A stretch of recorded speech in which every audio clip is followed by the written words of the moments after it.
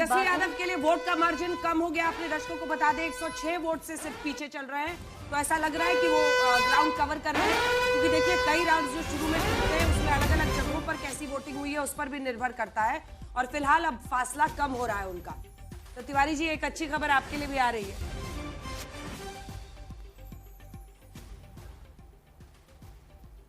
जनसुराग को भी वहां। मृत्युंजय तिवारी, आपको हमारी आवाज आ रही है? जी बताइए। हम लोग की आवाज आ रही है, जनता की आवाज आ रही है कि नहीं? क्या बता, पूरा जनता की भी आवाज आ रही है, आज तक की भी आवाज आ रही है। अब देखिए, अभी थोड़ा इंतजार और कर लेते हैं, इसके बाद ही इस पर कोई प्रतिक्रिया दी जाएगी। अभी क्या प्रतिक्रिया दी जाए? अब तो जो उम्मीद था, जो भरोसा था, जो विश्वास था, वो दिख नहीं रहा है। तो अब और थोड़ा इंतजार कर लेते हैं, इसके बाद ही अंजना जी इस पर कोई प्रतिक्रिया दी जाएगी।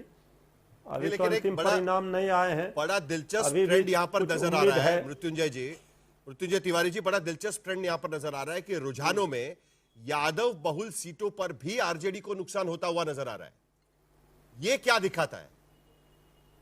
देखिए, नुकसान तो ओवरऑल, अगर ये आप रुझान को हम मान ले परिणाम में, आप देख रहे हैं कि ओवरऑल जो जनता ने जिस तरह से वोट किए, जो पूरा बदलाव दिख रहा था, बदलाव के लिए वोट किया, वो कहीं दिख ही नहीं रहा है। आखिर ये कैसे हो गया? और ये दृश्य जो हम देख रहे हैं अभी आपके टीवी स्क्रीन पर, चैनलों पर, रागी जी कुछ आपको बताना चाह रहे हैं कि राघोपुर सीट पर उन्होंने नजर गड़ाया हुआ है। सुनिए ना, एक राघोपुर को लेकर वो बता रहे हैं कि कैसे वहां पर 20,000 वोट किसको मिला। मृत्युंजय जी, भारतीय जनता पार्टी जो है उसके बाद जो दूसरा दल है वो तेजस्वी का नहीं है, तेज प्रताप का दल है। वो 69 वोट से पीछे हैं और तेजस्वी 106 वोट से पीछे है। जनता दल, हाँ, जनशक्ति जनता दल, यानी 20,000 वोट वो लेकर के आ रहे हैं। वो बहुत बड़ा आंकड़ा है। हालांकि खुद अपनी सीट से तो पीछे चल रहे हैं, लेकिन चौथे नंबर पर है, लेकिन भाई के साथ न्याय कर रहे हैं। राघोपुर से लड़ जाते तो शायद जीत भी जाते हैं। तेजस्वी के साथ न्याय कर रहे हैं। भाई की लड़ाई जनता को कभी रास ना आई। 190 सीटों पर फिलहाल रुझानों के मुताबिक एनडीए आगे चलता हुआ दिख रहा है और 50 का भी आंकड़ा महागठबंधन नहीं छू पा रहा है। हालांकि आपको बता दें, जहां तक हम लोग साहिल लोगों से मिल रहे थे, तो जो आरजेडी के और जो महागठबंधन के वोटर्स होते हैं वो बहुत लाउड होते हैं, वो खुलकर आ रहे थे। और इसीलिए जब कई सर्वेज ये दिखा रहे थे कि सबसे बड़ी पार्टी आरजेडी बन सकती है, तो ऐसा लग रहा था कि ये भी मुमकिन है। लेकिन ऐसा लगता है कि जो साइलेंट वोटर्स थे, जो बीजेपी के साथ थे इस बार, जो जेडीयू के साथ थे, मतलब आप सोचिए ना 85। तुम्हें ये भी याद होगा कि कई बार लोगों ने ये भी कहा कि साइलेंट वोटिंग काफी हो रही है यहाँ, बिल्कुल, और बहुत ही साइलेंट तरीके से चीजें चल रही थी। देखिए, अलीनगर से लगातार जो पहले से लीड चल रही थी बीजेपी या जेडीयू के कैंडिडेट्स की, वो वैसे ही चल रही है, जबकि आरजेडी के कैंडिडेट्स का स्ट्रगल हो रहा है। छपरा से आरजेडी के खेसारी लाल यादव काफी पीछे इस वक्त चल रहे हैं, शुरुआती रुझानों में आगे चल रहे हैं। यही मैं कह रही थी, छवि परिवर्तन जो देख रहे थे लोग, इस तरह से देख रहे थे। जब भी किसी ने बिहार का नाम किसी भी क्षमता में कुछ भी आगे पीछे किया, लोगों ने उनको पीछे कर दिया। And we can see it here. और देखिए, 190 सीटों पर एनडीए इस वक्त आगे चल रहा है। 85 सीटों पर भारतीय जनता पार्टी आगे चल रही है। 76 सीटों पर जनता दल यूनाइटेड, और हमें एलजेपी के बारे में भी बात करनी होगी। 29 में से 22 सीटों पर एलजेपी भी यहां पर आगे चल रही है, और अन्य बाकी छोटी पार्टियां जो एनडीए के भीतर है 7 सीटों पर आगे चल रहे हैं। 34 सीटों पर राष्ट्रीय जनता दल आगे चल रहा है। 5 सीटों पर कांग्रेस, 1 पर वीआईपी का खाता खुल गया फाइनली। वीआईपी 1 सीट पर आगे चल रही है, और 9 अन्य। सीएम आवास की सुरक्षा बढ़ा दी गई है। पटना में मुख्यमंत्री आवास की सुरक्षा बढ़ा दी गई है। जो बीजेपी और जेडीयू की तरफ से उनको दिखाइए भाई, उनका भी जरा दर्शन किया जाए, उनसे पूछा जाए कि बैरिकेडिंग और सुरक्षा बढ़ाने की जरूरत क्यों पड़ रही है। राजीव जी,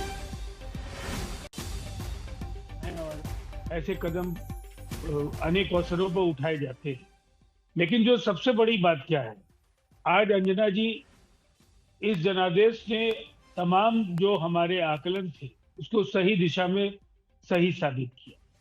हम ये मानते थे एक पॉजिटिव मैंडेट मिलेगा, ये विकल्पहीनता का मैंडेट नहीं। जो हमने काम किया उसके लिए सकारात्मक जनादेश है। लोगों को विकास दिखा, उन्होंने विकास को जिया है, महसूस किया है। जिस तरह से दिल्ली और पटना का समन्वय बेहतर दिखा, प्रधानमंत्री नरेंद्र मोदी जी के कार्यकाल के शानदार 11 वर्ष, और इसमें 14 लाख करोड़ से ज्यादा रुपए की बिहार को मदद मिली। नीतीश कुमार जी ने संसाधनों के अभाव के बावजूद पहले एक मुकम्मल ऊंचाई बिहार को दे दी थी, लेकिन बाद के दिनों में जब दोनों के बीच बेहतर समन्वय हुआ तो उसका लाभ दिखने लगा पिछले 2 बजट और तमाम अवसरों पर। और ये साफ दिख रहा था। देखिए, जैसे साहिल, मैं तो वहां पर लगातार मौजूद थी, हर नेता को भी मैं ट्रैक कर रही थी, कवर कर रही थी। गृह मंत्री अमित शाह वहां पर डटे रहे, 2-3 दिन कोई सभा नहीं, कुल उन्होंने 36 सभाएं की थी। 2-3 दिन क्या किया? बागियों को कैसे हैंडल करना है, समन्वय कैसे बिठाना है। चिराग पासवान और नीतीश कुमार एक साथ पहली बार विधानसभा चुनाव लड़ रहे थे, तो वहां पर विरोधाभास कोई कार्यकर्ताओं में जमीन पर नहीं आए। बागियों को जिस तरह से हैंडल किया, क्योंकि जब जिसको टिकट नहीं मिलता है, पुरानी पार्टी के रहते हैं, वो जनसुराज की तरफ जा रहे हैं या उधर जा रहे हैं, उनमें से कई लोगों ने तो विड्रॉ कर लिया अपना कैंडिडेचर पर्चा भरने के बाद।